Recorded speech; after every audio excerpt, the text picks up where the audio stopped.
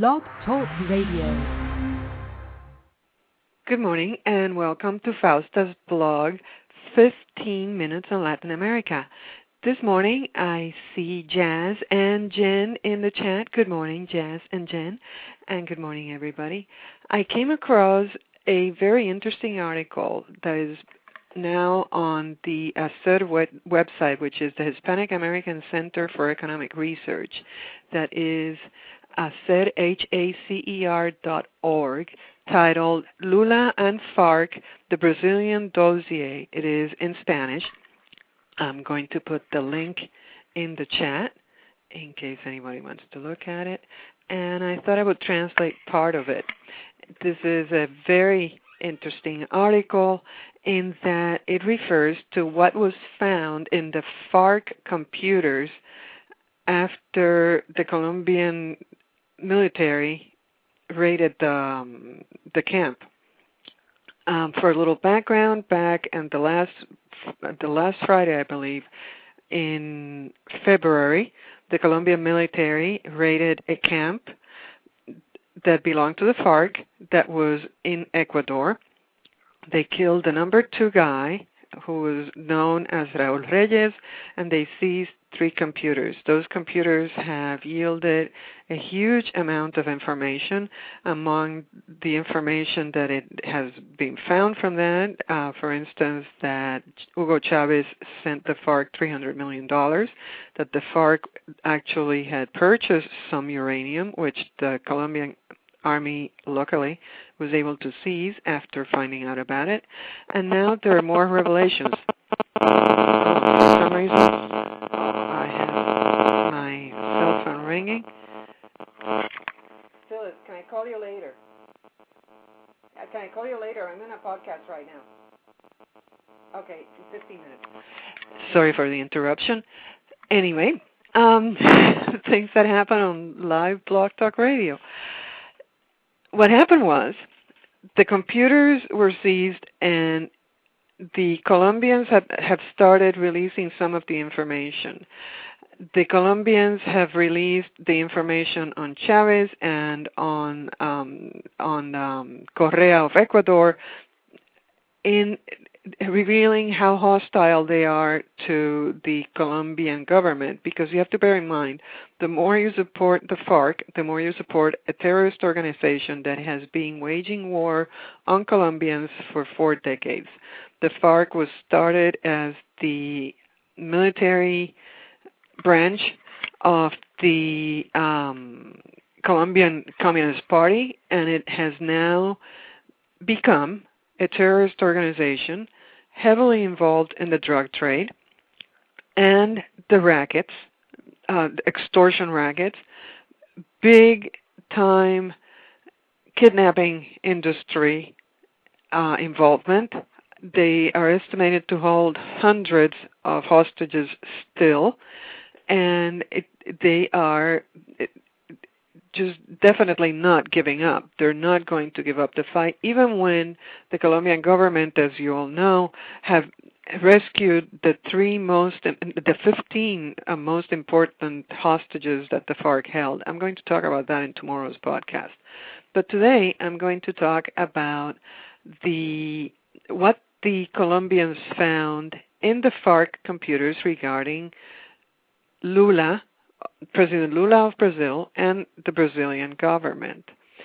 Now, the Colombian government is being very careful on how it treats information on Lula, because first of all, Lula is not a hostile person that is set on waging war the way Chavez tried on Colombia. Lula is actually trying to make his country become independent from foreign oil, which is something we should be doing.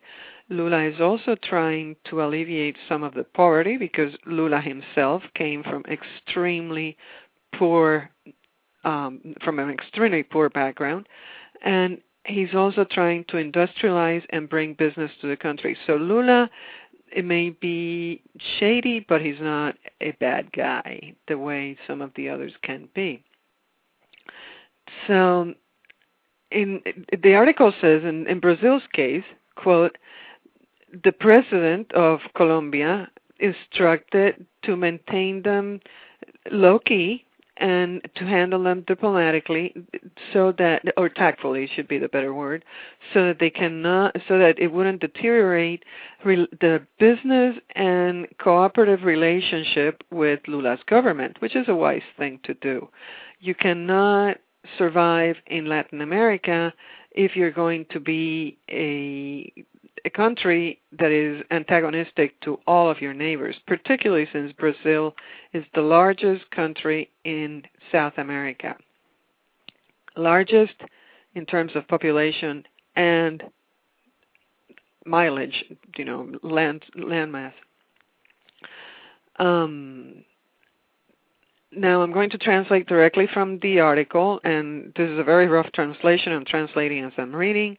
Quote, the Colombian government has selectively used these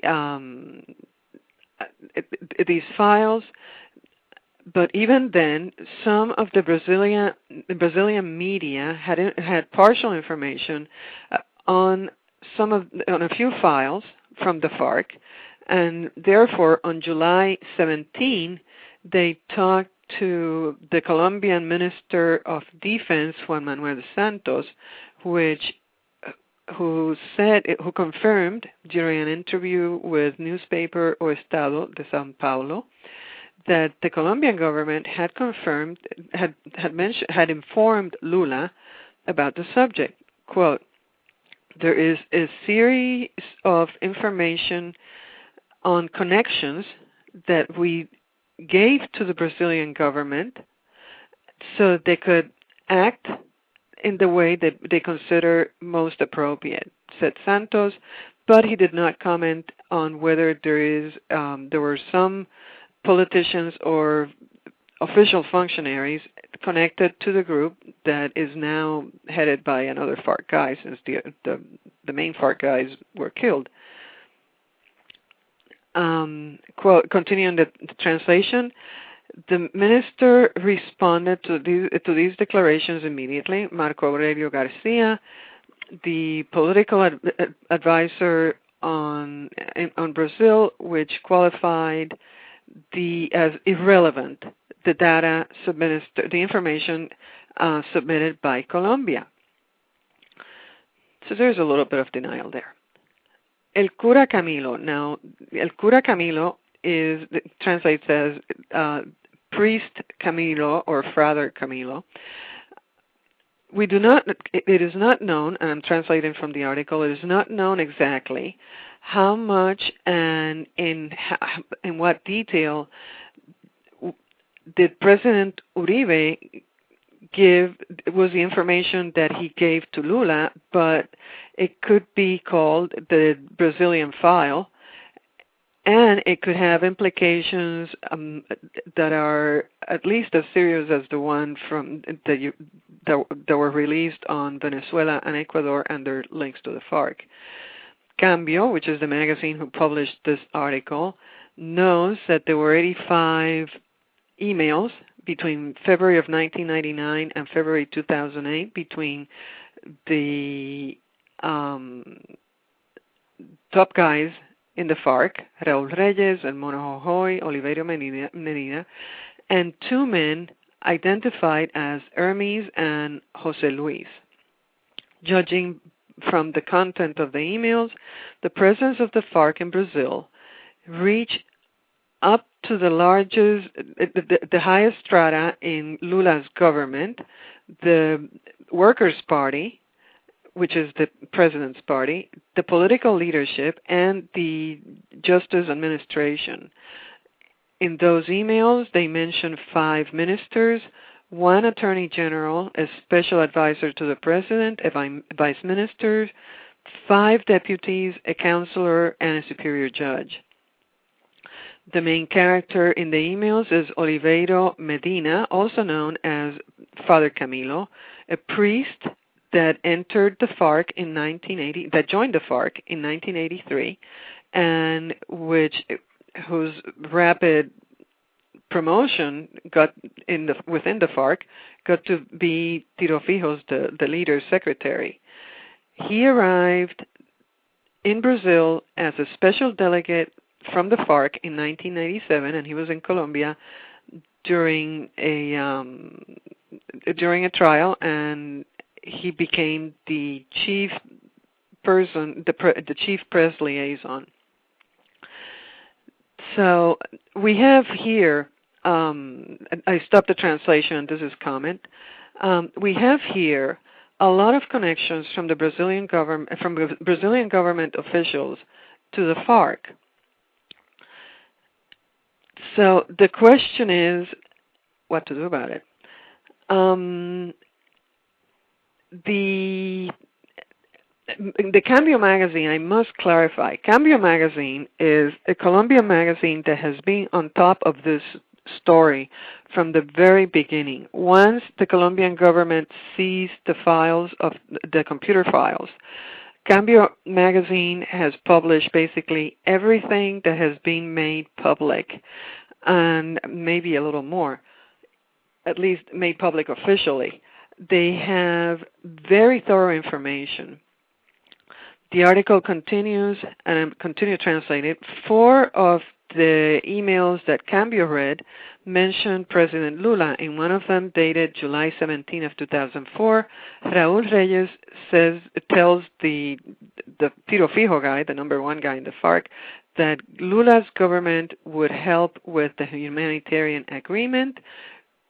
And according to this email, Lula and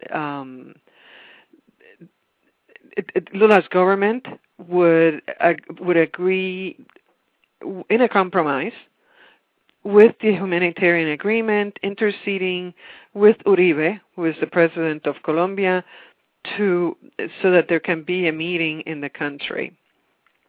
The second email, which is on September of 2006, there was something on referring to a lawyer's defense of one of the FARC guys. In the third email of December of 2006, apparently Lula and 2 of his advisors, which are a special advisor to the president and his chief of cabinet, would also be involved in the humanitarian agreement.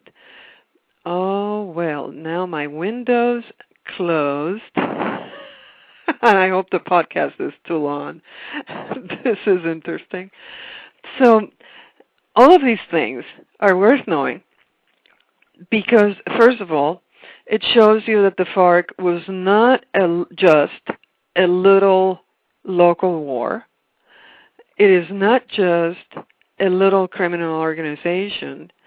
And also, when you're dealing with Latin American politics, you cannot expect a clean bill of health from all involved. Oh, look, I got my window back on. Let's see if I can put the chat back on and the switchboard.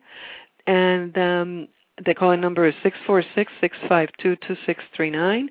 If I can get my switchboard back, I may be running out of time, but let me see if I can get at least chat up and say hello to everybody. Let's see who's on chat. We got, Siggy, Hey Tom, Wild Phil, Patriot Action, Shauna, Rob Ally, Bigfoot, Jen Sierra, and Jazz Shaw. I'm so glad to see that you guys are here. If I can get my switchboard up again, this will be even more fun. And that was today's 15 minutes and on Brazil. Tomorrow I'm going to talk some more on the rescue, on the hostage rescue itself, because the International Committee of the Red Cross is complaining that the Colombian government used the Red Cross itself, the actual emblem. So I hope you can listen in tomorrow, and thank you for listening.